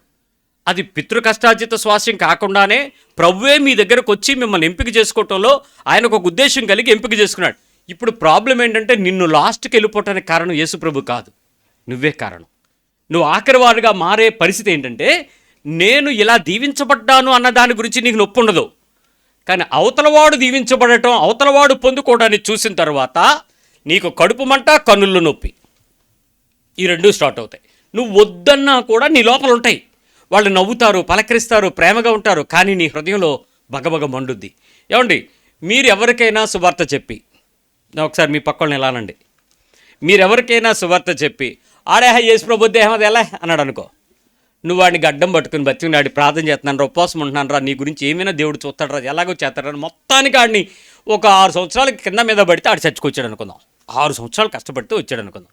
ఇప్పుడు ఆడు ఇక్కడికి రాగానే దేవుని కృప వాడి మీదకి దిగొచ్చి 6 సంవత్సరాలు నువ్వు వేదన పడితే, నీ ప్లేసును పక్కకు దోసి ఆడొచ్చి నా పక్కన నుంచుంటే నీకు ఎలా ఉంటుంది? నీ ప్లేసును పక్కకు తీసి నా పక్కన వచ్చి నుంచుంటే నీకు ఎలా మండుద్ది? 6 సంవత్సరాలు కింద మీద పడితే ఆడు ఇప్పుడు వచ్చాడు, ఈ ఆలివన్న దగ్గరికి వెళ్ళిపోయాడేటి, ఆలివన్తో తిరుగుతున్నాడేటి, అసలు నేను ఎవరిని, నేను చెప్తే ఆడొచ్చాడు, నేను పిలిస్తే ఆడొచ్చాడు, నేను ప్రార్థన చేస్తే ఆడొచ్చాడు, నేను చెప్తే సువార్త ఆడేట్రా, అసలు ఏదో తేడాగా ఉన్నాడు రాడు, ఆడిని ఏదో చెయ్యాలరా. నీ కళ్ళు దేనికి మంట, నీ కడుపు దేనికి మంట? ఉంటుందా ఉండదా? సహజంగా ఎందుకు ఉండదు? సొంతింట్లో వాళ్ళకే నొప్పులు ఉంటాయి. ఒక అత్తగారు చెప్పారు, బాబు మా కోడల గురించి ఏడిసిన ఏడుపు చర్చి గోడలకు నిండిపోయినాయి, అన్ని గోడలు పట్టుకుని ఏడిచా. ఆవిడకి ఎవరో చెప్పారట, గోడను పట్టుకుని ఏడిస్తే దేవుడు వింటాడని. ఆ రోజు నుంచి ఆవిడ ఏ గోడ లెక్కేసుకుంది, ఒక చోట పిల్లల దగ్గర లెక్కేసి ఆ జాన మీద జాన మీద వచ్చినప్పుడల్లా చర్చి గోడలన్నీ నిలబడతాను. నేను ఒకసారి అంటే తుడుస్తున్నావా అని అంటే అంది. నేను ఆవిడ తుడుస్తుంది అనుకుంటున్నాను, ఆయన ప్రార్థన చేస్తుంది అనుకోరా. కిటికీ సువ్వలు పట్టుకుని 1 నిమిషం అలా ఉండిపోతుండేది, తుడువమ్మ అంటే అనేది. అంటే ఏంటంటే ప్రార్థన చేస్తుంది. ఈ గోడలో ప్రతి గోడ ఇటుక నా ప్రార్థన ఎంత బాబు, మొత్తాన్ని మా కోడలు మారింది, ఏటో ఆత్మతో భాషలు మాట్లాడుతుంది బాబు, నాకు ఇప్పుడు చాలా ప్రమాదం ఉంది ఆవిడతాను. రక్షణలో పడేంత వరకు కోడల గురించి విజ్ఞాపం చేసి గోడలు పట్టుకుని ఏడ్చింది ఈవిడే. ఇప్పుడు ఆవిడ భాషల్లో మాట్లాడుతున్నారు, కడుపు మండిపోతుంది, రగిలిపోతుంది. ఇప్పుడు ఏమన్నా ఆవిడ్ని? ఫస్ట్ ఎవరు లాస్ట్ ఎవరు? కోడలు లాస్ట్లో వచ్చింది, ఇప్పుడు ఎక్కడికి వచ్చింది? ఫస్ట్. ఇప్పుడు అత్త ఫస్ట్ వచ్చింది, ఇప్పుడు ఎక్కడుంది? లాస్ట్లో ఉంది. ప్రతి ఇంట్లో ఈ దెబ్బలాట, ఈ యుద్ధం జరగకుండా మాత్రం ఉండదు. కాకపోతే నువ్వు ఫస్ట్ ఉన్నాడు లాస్ట్ అవ్వకుండా చూసుకో.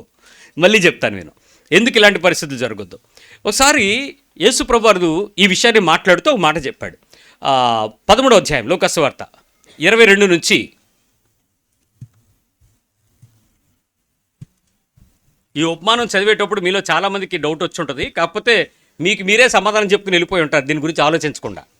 13వ అధ్యాయం 22వ వచనం. ఆయన యెరూషలేమునకు ప్రయాణమై పోవచ్చు, బోధించుచు పట్టణముల్లోను గ్రామములలోను సంచారము చేయుచుండెను. 13:22 కరెక్ట్ చదువు. ఒకడు, ప్రభువా, రక్షణ పొందువారు కొద్దిమందేనా అని ఆయనను అడుగగా, ఎందుకో ఈ డౌట్ వచ్చింది. అదేటది, రక్షణ పొందేవాళ్ళు కొంచెం మందేనా? నువ్వు చెప్పడం చూస్తే ఊరందరికి చెప్తున్నావు, మీటింగ్ చూస్తే లక్షల మంది వస్తున్నారు, ఫాలోయింగ్ వచ్చేవాడికి తిని సగం మంది వెళ్ళిపోతున్నారు, మరి లిటిల్ మంది ఏంటి కొద్ది మందేనా రక్షణ పొందుతారు అని డౌట్ వచ్చింది, అడిగాడు. నాలంటోడు చాలా క్యూరియస్ పిలో. ఆయన వారిని చూచి, ఇరుకు ద్వారమున ప్రవేశింప పోరాడుడి, అనేకులు ప్రవేశింప చూతురు గాని వారి వలన కాదని మీతో చెప్పుచున్నాను. అది మరీ బాగుంది. ఈయన ఏం చెప్పాడు? ఫాలో మీ అనలేదు, ట్రై టు ఫాలో మీ అన్నాడు. ఇరుకు మార్గమున ప్రవేశించడానికి చాలామందికి ఆశ ఉంటుంది, చాలామంది దూరుతారు, కానీ ఆ తర్వాత వాళ్ళు బయటికి రాలేక మధ్యలో ఉండిపోయి ఇరుక్కుపోయి తొక్కలు లేచిపోతుంటే, ఎముకలు ఇరిగిపోతుంటే, పేక పట్టేసుకుంటూ ఉంటుంటే, ఊపిరి తీసుకోలేక, తిన్నది అరిగించుకోలేక, ఏటి ఈ ఇరుకులోని ఏటి బాధ, వెళ్ళిపోదామని చెప్పి వెళ్తారు కానీ ఉండలేరు, వెళ్ళిపోతారు అని చెప్పాడు. అప్పుడు ఇంటి యజమానుడు లేచి తలుపు వేసిన తర్వాత మీరు వెలుపల నిలిచి తలుపు తట్టి, అయ్యా మాకు తలుపు తీయమని చెప్పనారంభించినప్పుడు ఆయన మీరెక్కడ వారో మిమ్ము నెరుగనని ఉత్తరము మీతో చెప్పును. ఏంటి మాటకు అర్థం ఏంటో తెలుసా? ఇప్పుడు ఇంట్లో ఉన్నాం, ఈ ఇంట్లో ఉన్నాం, అందరూ ఒకే ఇంట్లో ఉన్నాం, ఒకే యజమాని ఉన్నాడు, ఈ యజమానితో అందరం కలిసి బతుకుతున్నాం, అందరూ ఒకే పాత్రలోనే తింటున్నాం, ప్రభు శరీరము ప్రభు రక్తము, ఒకే పుస్తకంలో నుంచి ఆయనను వింటున్నాం, ఒకే మాట, ఒకే బోధ, ఒకే వాక్యం, ఒకే ఆత్మ, ఒకే జీవం. బాగానే ఉంది. ఈ ఇరుకు మార్గం గురించి ఈ సంవత్సరం బోధించాను అనుకోండి, నువ్వు చచ్చిపో, నువ్వు ప్రాణం కోల్పో, నువ్వు ఉండడానికి వీల్లేదు, నువ్వు బతకడానికి కుదరదు, నువ్వు ఇరుకు, నువ్వు ఇలాగే ఉండాలి, నువ్వు ఇలాగే వెళ్ళాలి, కుదరదు అన్నాను అనుకోండి, కొంతమంది పాస్టర్ గారు బాగున్నారా అంటుంటారు, హలో అంటుంటారు, దగ్గరికి రారు. ఎందుకనంటే ఆయన చాలా గట్టిగా బోధిస్తాడండి అంటారు. కానీ ఒక సమయం వచ్చేటప్పటికి ఆ ఇంటి యజమానుడు లేచి ఏం చేస్తాడట? ఆ తలుపు వేస్తాడట. అప్పుడు మీరు బయటకు వస్తారట. ఎప్పుడు తలుపు తీసుకునేది, తలుపు వేస్తాడేటీనా అని వస్తారట. వచ్చి ఏమడుగుతారు? అయ్యా మాకు తలుపు తీయము. Brother, sir, open the door, మేము ఎవరో మీకు తెలీదా, తలుపు తీయండి అంటారట. అప్పుడు ఈయనేమంటాడు? మీరెక్కడి వారో మిమ్మల్ని ఎరుగను. అప్పటి వరకు వీళ్ళు ఎక్కడున్నారు? లోపలే ఉన్నారు. ఎందుకు వెళ్ళిపోయారు? ఇరుకునికి వెళ్ళడానికి వాళ్ళకి ఇబ్బందిగా ఉంది, వాళ్ళకి గాలి తగలట్లేదు, బయట కూర్చుందాం అనుకున్నారు. అర్థం కాలేదా? మేడ మీద కూర్చుందాం అనుకున్నారు కొంతమంది, ఆ గదిలోకి వెళ్ళి టీవీ కింద దూరుదాం అనుకున్నారు కొంతమంది. వాళ్ళకి ఇక్కడ కూర్చోవడం ఇరుకు, వాళ్ళకి చాలా కష్టంగా ఉంటుంది. ఇప్పుడు కొద్ది రోజులకి మీరు బయటకు వెళ్ళిపోతారు, డౌటేం లేదు. ఆ తలుపు వేసేస్తాను, డౌటే లేదు. అప్పుడు వచ్చి తలుపు కొడతా, బాబు ఆలివ్ బాబు అంటే నువ్వెవరివి? ఆ అద్దం దగ్గరికి వచ్చి నిలబడి నేను అంటే నువ్వెవరివి? నువ్వు లోపల ఉండాల్సినవాడు కదా, నువ్వు బయటికి ఎందుకు వెళ్ళావు అంటే నీకు ఇరుకు కష్టంగా ఉంది. నీకు కావాల్సిన ఫేస్ టు ఫేస్ చూసుకునే మనుషులు దొరకట్లా, నీకు ఇరుకుగా ఉంది. బయట అయితే సుఖంగా ఉంటుంది, పోతావు బయటికి పో, గాలి పీల్చుకుంటుగా. సిగ్నల్ రావట్లేదు, నీకు సిగ్నల్ బాగుంటుంది, బయటికి వెళ్ళి. నీకేదో నచ్చుది. ఇరుకులో బతకటం, శ్రమను ఆశీర్వాదంగా ఎంచటం, నలుగుడు జీవితం జీవించడం, ప్రభు కొరకు నలుగుట్టుకోవటం, కోల్పోవటం నీకు ఇష్టం లేదు. నువ్వు సుఖపడడం, సంతోషపడడం, విశ్రాంతిని పొందడం నీకు ఆనందం, నీకు సుఖం, నీకు కంఫర్ట్ జోన్లో ఉండడానికి ఇష్టపడుతున్నావు. ప్రభువు కుదరదు, నిన్ను నువ్వు కోల్పోవడం నేర్చుకో, నీవు శ్రమపడడం నేర్చుకో. నువ్వు ఏదైతే చేస్తే సుఖం అనిపిస్తుందో అది ప్రభు రాజ్యానికి ఇష్టం కాదని చెప్పడం మొదలు పెడతాడు. నువ్వు వదిలేయ్ అని చెప్తాడు. అది ఇరుకు, కాబట్టి వద్దని నువ్వు బయటికి వెళ్తావు. అప్పుడు ఆయన అన్నాడు, అందుకు మీరు నీ సముఖమందు మేము తిని త్రాగుచుంటిమే. అదేంటి బ్రదరు, మీరే కదా మాకు పంచారు, మీరే కదా మాకు డిస్ట్రిబ్యూట్ చేశారు, మీరు ఇచ్చింది మేము తిన్నాం కదా, మీరు ఇచ్చింది మేము తాగాం కదా, మీరు క్రిస్మస్కి అరటిపళ్ళు ఇచ్చారు కదా, మీరు బత్తాయి పళ్ళు ఇచ్చారు కదా, మీరు మొన్న ఆ పిల్లడు ఎవడో పుట్టాడంటే మాకు మంచి లడ్డూను మిక్చర్ ఇచ్చారు కదా, మీరు ఇచ్చినప్పుడు మేము తినలేదా? మనందరం అంటే ఇక్కడ లేదు కాబట్టి సరిపోయింది. మీరు ప్రేమ విందు చేసుకోలేదా మనం అందరం? ప్రేమ్ బిందు అందరం కలిసి తిన్నాం కదా, అదేంటి మీ సముఖం ముందు మేము ఉన్నాము, మేము కలిసే కదా చేసాం ఇవన్నీ. అప్పుడు ఆయన ఏమంటాడు, నీవు మా వీధులలో బోధించితివే అని అదే నువ్వు మా మేడ మీదకి వచ్చావు కదా, మా వీధిలో నిలబడ్డావు కదా, సువార్త చెప్పావు కదా, క్రిస్మస్ మీటింగ్ పెట్టావు కదా, మా వీధిలోకి వచ్చి థ్యాంక్స్ గివింగ్ ప్రేయర్ అని చెప్పావు కదా, మా వీధిలో నువ్వు బోధించావు కదా, మా ఊరిలో వచ్చావు కదా నువ్వు. అదేంటి బ్రదరు మేమెవరో తెలియదంటే ఏంటి? అప్పుడు ఆయన ఏమంటాడు, మీరెక్కడి వారో ఏ ఊరు అమ్మ ఇది, మిమ్మల్ని ఎరుగను అని చెప్పి. ఎక్కడోళ్ళు మీరు? అదేంటి బ్రదరు మీరు మా పేట వచ్చారు. అవునా, ఏ పేట? అదేంటి సార్ మా మేడ మీదకి ఎక్కారు. ఏ మేడ? అదేంటి సార్ మా అపార్ట్మెంట్కి వచ్చారు. అవునా, ఏ ఊరు? నాకు తెలీదమ్మా. మీరు అబద్ధం ఆడుతున్నారు సారు, మీరు మా ఇంటికి వచ్చారు, మీరు మా ఇంట్లో ములక్కాడ కూర వేసుకుని తిన్నారు. అవునా, నువ్వెవరో నాకు తెలీదమ్మా. ఇప్పుడు నీకు నాకు మధ్యలో తలుపు అడ్డం ఉంది. నువ్వు విశాలంగా ఉండావనుకున్నావు. ప్రభు ఇరుకు మార్గం గురించి చెప్పాడు. ఆ ఇరుకులో బతకితే నా లోపల ఉంటావు, విశాలానికి ఆనందిస్తున్నావు, నువ్వు బయట ఉన్నావు. ఇప్పుడు నువ్వు బయట నుంచి కేకలేస్తే నాకు సంబంధం లేదంటాడు. ఈ స్థితి ఎంతో దూరంలో లేదు, నీ నోట్లో నుంచి మాట వచ్చేస్తుంది, రెడీగా ఉంటు. It's not far a distance. Yesu Kristu కొరకు బతికే బతుకులో నీ జీవితంలో నువ్వు ఏది దీవెన అని అనుకుంటున్నావో దానితో సంబంధం లేదు, ఏది అర్హత అనుకుంటున్నావో దాంతో సంబంధం లేదు. నీ జీవితంలో యేసు ప్రభువుని ఎలా కలిగి ఉన్నావు అనే జీవితంతోనే నువ్వు మొదటి వాడవా కడపటి వాడవని తేలిపోద్ది. ప్రభువుని పొందుకున్నావని చెప్పే నీ సాక్ష్యానికి తగినట్లుగా నీ బ్రతుకు లేకపోతే, దాని గురించి నువ్వు దీవెనలు, అర్హతలు, విలువలు, బహుమతులు నువ్వు పోలికతో పోలిస్తే నీ క్రైస్తవ్యం నువ్వెవడవో తెలియదని చెప్పించుకునేటువంటి క్రైస్తవ్యం, వాటితో సంబంధమే లేని క్రైస్తవ్యం. వచ్చి ప్రభు దగ్గరికి వచ్చి ఇన్ని సంవత్సరాలైనా మా జీవితంలో మా పిల్లలకి ఎందుకు ఇలా ఉంది, మా ఆశీర్వాదాలు ఏమయ్యాయి, మా దీవెనలు ఏమయ్యాయి, మా బహుమతులు ఏమయ్యాయి, మా బతుకుల్లో కన్నీరు ఎందుకు మిగిలింది, ఈ కష్టం ఎందుకు మిగిలింది, ఈ నష్టంలో ఎందుకు ఉంటున్నాం, ఈ అప్పు ఎందుకు ఉంది, ఈ పరిస్థితుల్లో మాకు దీవెన ఎందుకు రాలేదు, ఇన్ని ప్రయత్నాలు చేస్తుంటే నాకు పెళ్ళి ఎందుకు అవ్వలేదు, ఇన్ని పరిస్థితుల్లో నాకు విజయం ఎందుకు రాలేదు. నువ్వు ఆఖరిలో ఉండడానికి రెడీగా ఉన్నావు, తోసివేయబడి తలుపు వెనకతలు ఉండబోతున్నావు, రెడీగా ఉండు. నీకు దొరికిన యేసు ప్రభు గురించి చింత లేదు కానీ, ఆనందం లేదు కానీ, దొరకని దీవెనల కొరకు నీ నోట్లోంచి మాట్లాడుతుంటే నువ్వు యేసు ప్రభుని తోసి తలుపేస్తున్నతో సమానం. ఇప్పటికైనా నీ మనుషులకు బుద్ధి రాని, నువ్వు కడబడి వాడిగా నీకు నువ్వు వెళ్ళిపోతావు. యేసు ప్రభు తోసివేయడు, ఆయన అందరికీ దొరికాడు, ఆయన అందరికీ సమానం. క్రీస్తు యొక్క నాణ్యము విలువ సమానం, అందరి చేతిలో క్రీస్తున్నాడు.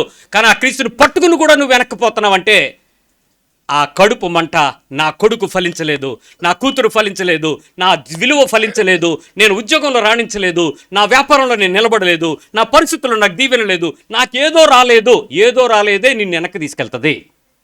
యేసు ప్రభు నాతో ఉన్నాడు, అది నిన్ను ముందుకు తీసుకొస్తుంది. ఆఖరిగా వచ్చిన వాడికి దీవెనలు లేవే, ఆఖరిగా వచ్చిన వాడికి ఆశీర్వాదాలు లేవే, ఆడికి వీడికి మధ్యలో ఉండేటువంటి విలువైన విషయం ఒక్క మాట చెప్తాను వినండి. ఫస్టోడికి లాస్టోడికి మధ్యలో ఏంటి ప్రాబ్లమో చెప్తాను. ఫస్టోడు 6 గంటలకు లోపలికి వచ్చిన తర్వాత సాయంత్రం 6 గంటల వరకు యజమానితో సహవాసంలో ఉంటాడు. All the 12 hours is having fellowship with his father. ఆ పనివాడితో, యజమానితో, తోట అధికారితో 12 గంటల సహవాసం కలిగి ఉంటాడు. లాస్ట్లో వచ్చినోడికి ఎంత ఫెలోషిప్ ఉంటుందండి? గంట. ఏది బెనిఫిట్? ఆడికి ఆ గంట సహవాసంలోనే వాడిని ఫస్ట్లో పెట్టి ఈ 12 గంటల సహవాసంలో నిన్ను లాస్ట్కి నెట్టేసిందంటే సహవాసం యొక్క విలువ ఎంచలేదనే కదా అర్థం. ఇక్కడ ఎంచాల్సింది the fellowship, not the blessing. ఆయనతో ఉండే సంబంధం నీకు గర్వంగా లేకపోతే, ఆయనతో ఉండే సహవాసం నీకు పొగరుగా ఉండకపోతే, ఆయన వలన నీకు కలిగిన ధన్యతకు క్రీస్తు మరణము నన్ను లేపింది అనేటువంటి ఆ ఆహాకారం నీ హృదయంలో రాకపోతే నీ భక్తి వృధా, యూజ్లెస్. నేను కోరుకున్నది నాకు రాలేదు, నువ్వు వెనక్కిపోవడానికి నీకు అదే దారి, నిన్ను వెనక్కి తీసుకెళ్లేది అదే. జాగ్రత్త. ఇక్కడ ఈ విషయాలన్నీ ఆయన చెప్పేటప్పుడు ఆయన ఎంత దుఃఖంతో చెప్పాడంటే, నేను మిమ్ముని ఎరగను, నాకు తెలుసు నిన్నెవడో నాకు తెలియదనంటే. ఒకసారి మనం పక్కలను అడుగుదాం, ఒకవేళ మనల్ని చూసి దేవుడు ఏమైనా అంటాడేమో రేపు ఇలాగా, నువ్వెవరో నాకు తెలియదని. నేను నీ నామంలో ప్రార్థన చేశాను నువ్వు చెప్తే, ఎవరో తెలియదు, మన ఇద్దరం ఒకే ఊరు వెళ్ళాం, ఒకే బస్సులు వెళ్ళాం, ఒకే సువార్త పాడామంటే ఏమంటాడు అప్పుడు? అక్రమం చేయవాళ్ళ. మీకు బాధాకరమైన విషయం ఏంటంటే, మీ పేరు నువ్వెవడవో నాకు తెలియదు అంటాడో లేదో నాకు తెలియదు కానీ మీకు కొంతమంది కనపడతారు, వీళ్ళని మాత్రం దేవుడు నాకు నువ్వు ఎరగవనేస్తాడు అనేసి. ఎవరెవరు కనపడతారు చూడండి మీ కళ్ళకి. మీరు తప్ప అందరూ కనపడతారు. మా చెల్లిని ఖచ్చితంగా దేవుడు ఇలాగ అనేస్తాడు, మా బావ దీనిలో ఉంటాడు, మా మరదలు కూడా దూరిపోద్ది దీనిలోకి, మా ఆవిడ కూడా అప్పుడప్పుడు ప్రభు నువ్వు ఎవరు అని అందుకని సునిగెత్త ఉంటుంది బాగాను, చూసేస్తాడు దేవుడు. వీళ్ళందరూ వెనక్కి వెళ్ళిపోతారు, నేను కానీ ముందు వెళ్ళిపోతానేమో అనుకో. నేను గట్రా ముందు దూరిపోతానేమో, ప్రభుని లాగేస్తాడు. లాగేస్తాడులే నువ్వెవడవా ఎరగమంటే అండ నీకు నువ్వు సమర్థించుకుని చెప్పు, ఏ వరుసలో ఉంటావు? అట్మోస్ట్ బ్లెస్సడ్గా ఫీల్ అవ్వు, నీకు నువ్వే అన్నీ ఊహించేసుకో, నేను మాత్రం ముందే ఉంటానండి వెనక్కెళ్ళను అనేటప్పుడు నీ మనస్సు ఏమైనా లెగుతుందా? నీ ఇన్నర్ కాన్షియస్ నీకేమైనా చెప్తుందా? నువ్వు ముందుంటావా వెనకుంటావా నీకే తెలిసిపోద్ది, చూసుకో. ఎవడు నువ్వు పిలవద్దు, కానీ నీకు వెనక్కలకి ఎవడు వెళ్ళిపోతాడో నీకు తెలిసిపోద్ది. కానీ నువ్వే వరుసలో ఉంటావు కూడా నీకే చెప్తాడు నీ మనస్సాక్షికి, ఏ వరుసలో ఉంటావు, ఏ స్టేజ్లోకి వచ్చి నువ్వు కనబడతావు ఒకసారి చూడు. నేను ఒక మాట రాసుకున్నాను ఇక్కడ ఏంటంటే ఈ పరిస్థితుల్లో ప్రవచనాలు చెప్పిన, దయ్యాలు వదలగొట్టిన, అద్భుతాలు చేసిన, మహత్కార్యాలు జరిగించిన పరిస్థితులన్నిటిలో ఏ రకంగా జరిగినప్పటికీ కూడా వాళ్ళందరినీ దేవుడు ఏమంటాడంటే నువ్వెవరివో నేను ఎరగని అన్నాడు. చూసారా, మనం చదివిన వాటిలో నువ్వెవరివో నాకు తెలియదు అని అన్నాడా లేదా? ఆ మాట అనడానికి కారణం ఏంటో తెలుసా? యేసునామములో పో అన్నాను, దయ్యం పోయింది. నా శక్తిలో నుంచి దయ్యం పోయిందా, పరిశుద్ధాత్ముడు దయ్యాన్ని వదలగొట్టాడా? Very good. నాకు ఇలా కనపడుతుందండి, ఇలాగ అవుతుంది అనిపిస్తుందండి అని చెప్పాను, ప్రవచన రీతిగా చెప్పాను, ఇలా జరుగుబోతుంది అన్నట్టు తెలిసింది. మరి మీ ఇష్టం అంటే ప్రార్థన చేసుకోండి అని చెప్పాను. నేను చెప్పినట్టే అవతలడికి జరిగింది. ఇప్పుడు నేను చెప్పానా, నాలో ఉన్న దేవుని అభిషేకం కలిగించే ఆత్మ ఆ ప్రత్యక్షత ఇచ్చిందా? సో పరిశుద్ధాత్ముడి పరిచర్య, దేవుని పక్షమైనటువంటి ఒక ఆశ్చర్యమో ఒక మహత్కార్యమో ఏదైనా నీ ప్రార్థన చేస్తుంటే నీకు ఒక గ్రహింపు వచ్చింది అనుకోండి, ఒక తలంపు వచ్చింది అనుకోండి, దాని ప్రకారం నీ జీవితంలో నడిపింపు జరుగుతుంది అనుకోండి. ఆ నడిపింపు నీకు కలిగిందా, దేవుని ఆత్మలు కలిగిందా? దేవుని స్తోత్రం. సంఘం నా మాట వినపడుతున్నట్టుంది, అందరూ దేవుని ఆత్మే అన్నారు, కాకపోతే నాకు కలిగింది అన్నారు. ఏమన్నా నా భక్తి గొప్పది అందుకే వచ్చింది అన్నారా? ఎవరి వల్ల కలిగింది? ఇప్పుడు దేవుని ఆత్మ వల్ల జరిగించిన ఈ కార్యాలైన నిన్ను కూడా తలుపు అవతల ఉంచుతాడు. పాయింట్ అర్థం చేసుకోండి. నువ్వు ఇవన్నీ దేవుని ఆత్మ వల్ల జరిగినాయి అని చెప్తున్నావే, నువ్వు చెప్పుకోకుండా పోను నేనే అనుకున్నా, నిన్ను కూడా తలుపు అవతల ఉంచి నీ నామమును నేను అద్భుతాలు చేయలేదా అని అనుకు, నువ్వెవరో నాకు తెలిసి ఇష్టం అంటాడు. ఎందుకు? జరిగించింది పరిశుద్ధాత్మ దేవుడు, నువ్వు కాదు. కార్యాలకు కర్త, అద్భుతాలు, ఆశ్చర్యాలు, సూచక్రియలు, మహత్కార్యాలు, విడుదలలు, స్వస్థతలు, బహుమతులు, ఇలాంటి ప్రవచనాలు ఇవన్నీ జరిగించింది ఎవరు? హోలీ స్పిరిట్ వర్క్, నీ వర్క్ కాదు. నిన్ను నిలబెట్టి నిన్ను సాక్షిగా వాడుకుని నీ ద్వారా దేవుడు పనిచేశాడు. ఇప్పుడు మహిమ ఎవరిది? దేవుంది. కాబట్టి దేవుని సంగతులు దేవునికి ఎరుకే, నీ మనస్సు నీకెరుక. నువ్వు వచ్చి దేవుడి పేరు చెప్పేసి దూరిపోదాం అంటే తలుపు వేయబడి ఉంది, నువ్వు బయట కూర్చో అంటాడు. ఇప్పుడు నిన్ను నువ్వు సమర్థించుకుని, లేదు పాస్ గారు మీరు ఎన్ని చెప్పినా నేను మాత్రం లాస్ట్లోకి వెళ్ళండి, ఒకళ్ళు ఎవడో లాక్కెళ్ళినా నేను తోసుకొచ్చేస్తానండి అనగలవా? విచిత్రం ఏంటంటే నీ సముఖమును తినుచు తాగుచు ఉండమారమే అని అంటే నువ్వెవడవో తెలియదనడానికి తలుపు వెయ్యబడింది అని రాసింది అక్కడ.